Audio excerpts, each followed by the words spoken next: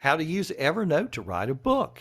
That's what we're talking about today. Hi, this is Frank Buck, and this is the place to be if you want to get organized and make it look easy. If you already know me, then you know that the highlight of 2022 to this point has been the release of my book, Get Organized Digitally, The Educator's Guide to Time Management. Writing a book, it's a large project, and seeing the successful completion, I gotta admit, it is very satisfying. Let me ask you, is writing a book something that you would like to do, but you feel you'd be overwhelmed by all that's involved? Well, in this video, we're going to look at the important role that Evernote can play for you. It all starts with an idea.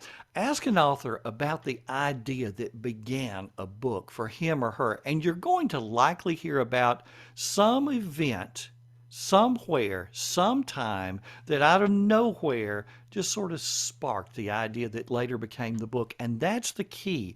It starts with an idea, but the problem is that ideas come at random times and random places, and if we're not careful, those good ideas just sort of slip away.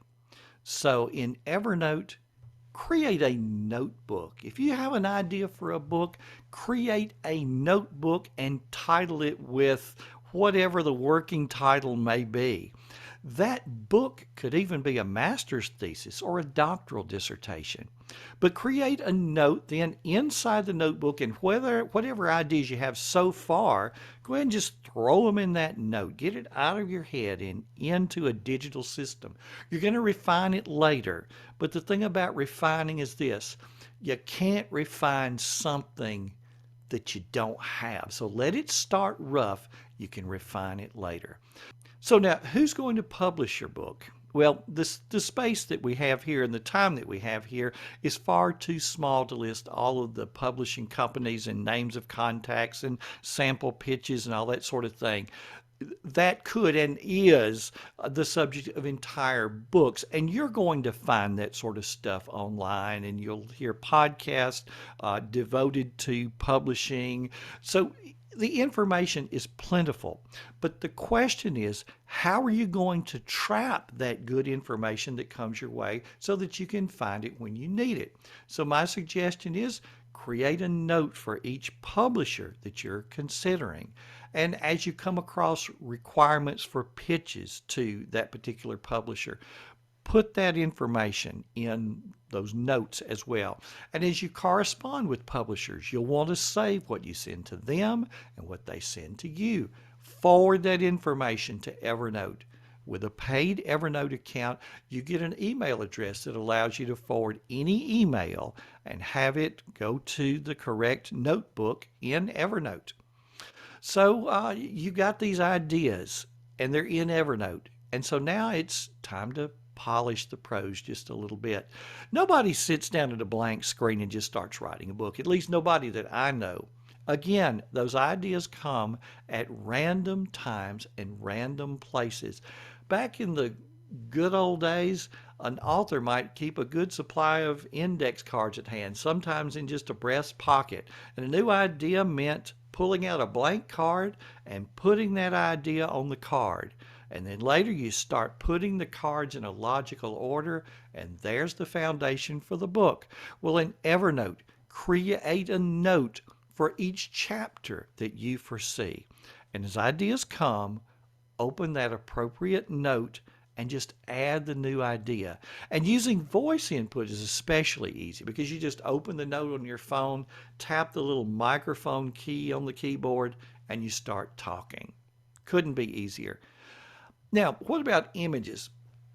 I learned when I wrote my first book that images are completely separate from the text of the book. Even in the finished manuscript that you submit, you're not going to have the figures and the tables and pictures and that sort of thing in the text. You're going to have little things that say, insert figure 5.3 about here. and the figures themselves are going to be in a completely separate document. I have always used a PowerPoint deck for the figures and images, and each figure is its own slide, and I just put a little text box with each slide that tells it, what figure it is and what the title of that figure is supposed to be. When they actually put your book together, they'll take those figures and they'll put them in the right places. But in Evernote, you can do some planning of what figures you want. You can include those little sketches as part of a note where you're just taking and sketching out something rough with your finger, just as a reminder about that good idea, that vision that you had in your head, somehow getting it into your digital system so that it's not forgotten. In your notebook, you're going to have a note for each chapter, as we talked about. So periodically go through and just improve each note. Get rid of the ideas that seem good at the time but now don't seem so good. Cut and paste the ideas that remain in a logical order so that little by little the chapters start to take shape. And then once each of those notes, each of those chapters is in sort of more or less a good outline form, now you can begin the writing. What I've always done is use Microsoft Word. Create a document for each chapter, and even your final submission is going to be separate documents for each chapter rather than one document that has the entire book.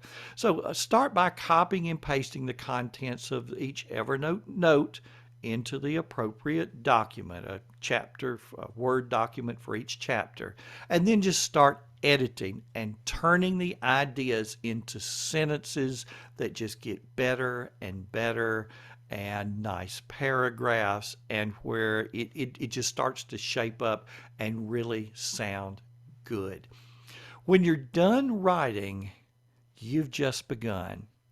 When you put the last period on the last sentence of the last page, a little voice inside your head says, "Done."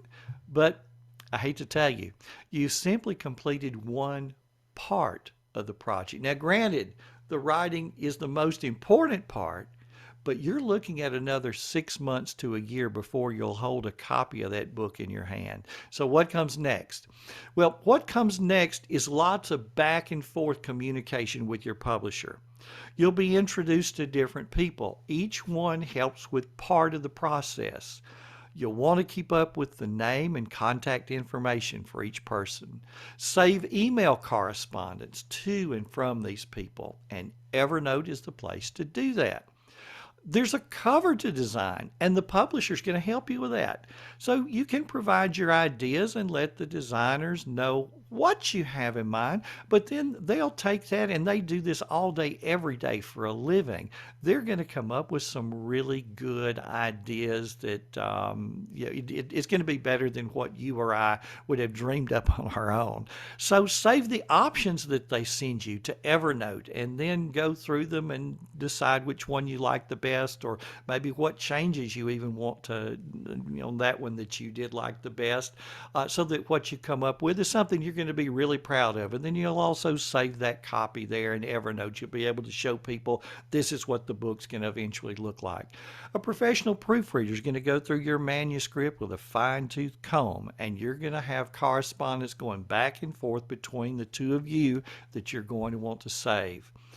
Now, at some point, you're going to think you're seeing light at the end of the tunnel, and in a way, it is light at the end of the tunnel, and it's also a new tunnel. You have a date when the book is going to be published, but that date doesn't mark the end. Instead, it's an important date in your marketing of the book. How are people going to know about your new book? Now, the publisher is working with many authors, so you can't assume that marketing is something that's going to be done by them. Truth be told, a lot of it's going to fall on your shoulders. In fact, most of it will fall on your shoulders. So how are you going to tell people about your book? Well, there are plenty of podcasts hosts out there who are looking for guests.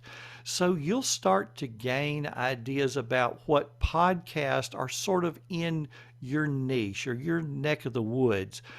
Start making contact with some of those people and become a podcast guest on a number of those. And just start a note in Evernote with names of podcasts and the host and contact information for them. And then when you're invited to be a guest, well, just create a note just for that particular podcast event. Start putting your ideas for what you're going to be talking about. List questions that you hope you're going to be asked and communicate those to the host. The host may also have a set of questions that they ask of every podcast guest. So put those in that note along with answers that you're crafting so that as you're on the show, you can have those notes in front of you right there on screen. Add the correspondence between you and the host into the note. And then when the segment airs, put the URL for that segment in that note as well.